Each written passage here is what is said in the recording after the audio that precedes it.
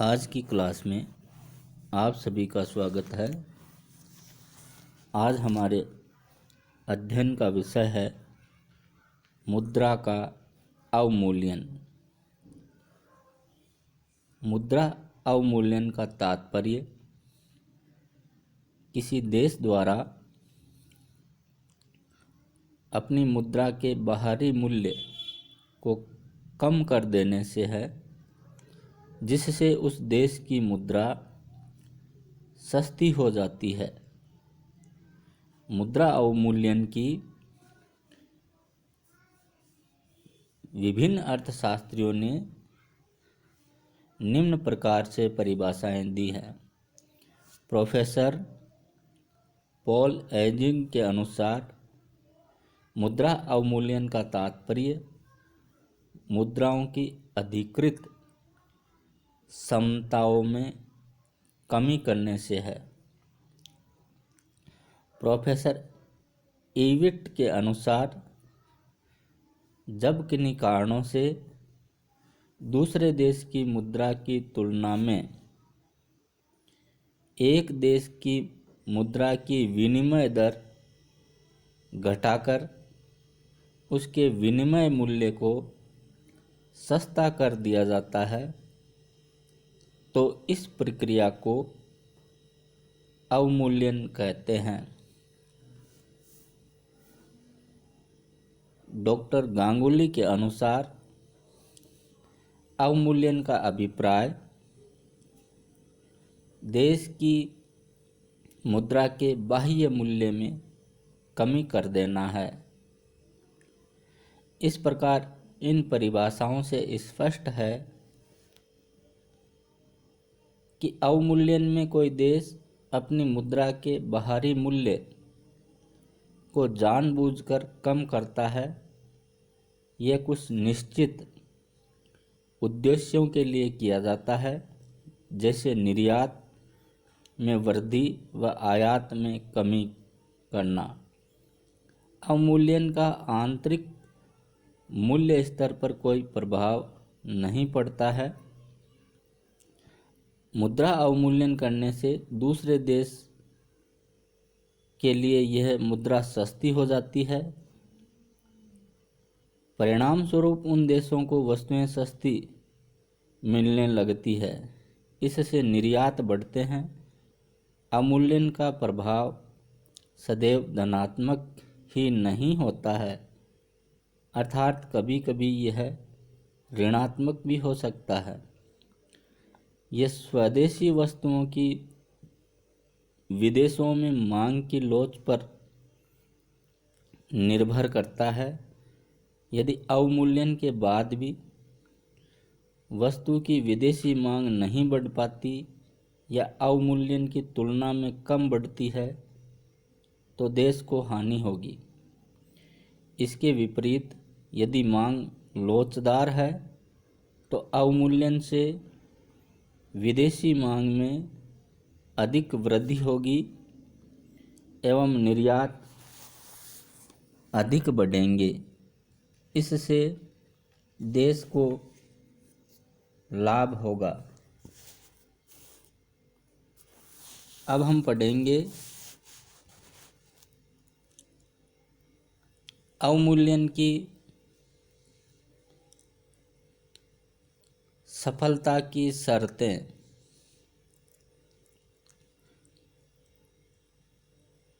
अवमूल्यन की सफलता के लिए निम्न दशाओं का होना आवश्यक है। पहला, अंतर्राष्ट्रीय सहयोग। अवमूल्यन की नीति तभी सफल हो सकती है जबकि संबंधित देश सहयोगपूर्ण रुख अपनाते हुए बदले की कार्रवाई न करें। यदि अन्य देश भी बदले की भावना में मुद्रा का अवमूल्यन कर दें, तो अवमूल्यन का कोई लाभ नहीं मिल पाएगा। लोचपूर्ण मांग। अवमूल्यन का उद्देश्य निर्यातों में वृद्धि एवं आयातों में कमी करना है। किंतु यह मांग की लोच पर निर्भर करता है। अवमूल्यन की सफलता के लिए देश के आयातों एवं निर्यातों की मांग लोचदार होना आवश्यक है। मुद्रा प्रसार पर रोक।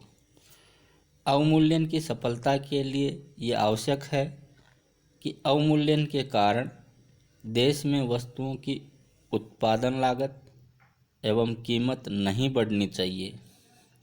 मुद्रा अवमूल्यन से निर्यात बढ़ते हैं, जिससे उत्पादन वृद्धि को प्रोत्साहन मिलता है। किंतु यदि उत्पादन वृद्धि के साथ लागत व कीमत भी बढ़ती है तो निर्यात बढ़ाने में कठिनाई होगी, अतः कीमतों में स्थिरता बनी रहनी चाहिए। अतिरिक्त उत्पादन क्षमता। मुद्रा अवमूल्यन का उद्देश्य निर्यात बढ़ाना है। यह तभी संभव है जबकि देश में अतिरिक्त उत्पादन क्षमता हो, ताकि उत्पादन बढ़ाकर निर्यात बढ़ाया जा सके। जिन देशों में उत्पादन बढ़ाने की क्षमता नहीं है, वहाँ मुद्रा अवमूल्यन करने से कोई लाभ नहीं होता है। अब हम मुद्रा अवमूल्यन एवं मूल्यह्रास में अंतर करेंगे।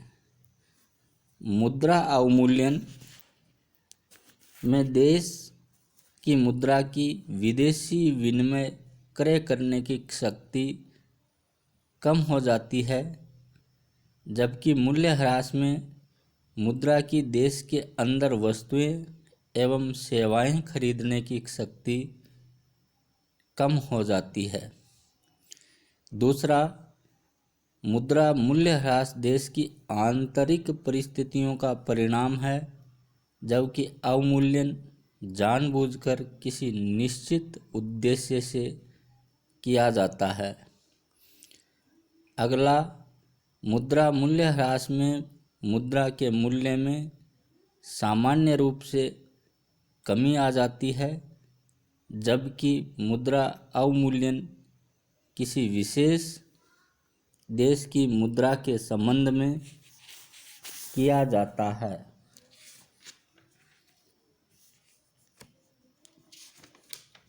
भारतीय रुपये का अवमूल्यन।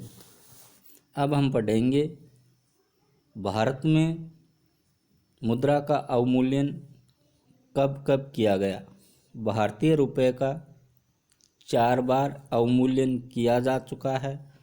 सर्वप्रथम 20 सितंबर 1949 को भारतीय रुपये का 30.5% से अवमूल्यन किया गया।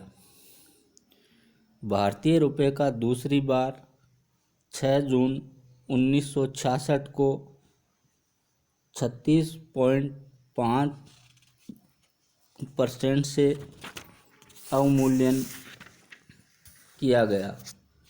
भारतीय रुपये का तीसरी बार 1 जुलाई 1991 को अवमूल्यन किया गया और चौथी बार 3 जुलाई 1991 को भारतीय रुपये का पुनः अवमूल्यन किया गया। वास्तव में इस अवमूल्यन के पीछे रुपये की गिरती कीमत, भुगतान असंतुलन की विषम स्थिति, विदेशी विनिमय कोषों की समाप्ति, ऋण लेने की अनिवार्यता, पुराने ऋण व ब्याज भुगतान की समस्या, आयातों पर नियंत्रण एवं निर्यातों में वृद्धि की दर कम होना, तस्करी पर रोक आदि रहे हैं। विश्व बैंक तथा मुद्रा कोष ने ऋण देने से पूर्व रुपये के अवमूल्यन की शर्त रखी थी। यद्यपि भारत सरकार निरंतर इसका खंडन करती रही है, किंतु यह सत्य है कि अंतर्राष्ट्रीय वित्तीय संस्थाओं के दबाव में ही भारत को रुपए का अवमूल्यन करना पड़ा। इस प्रकार आज की क्लास में हमने मुद्रा अवमूल्यन का अर्थ, मुद्रा अवमूल्यन की परिभाषाएं, इनको समझा, अवमूल्यन की सफलता की शर्तें और भारतीय रुपये का अवमूल्यन कब कब किया गया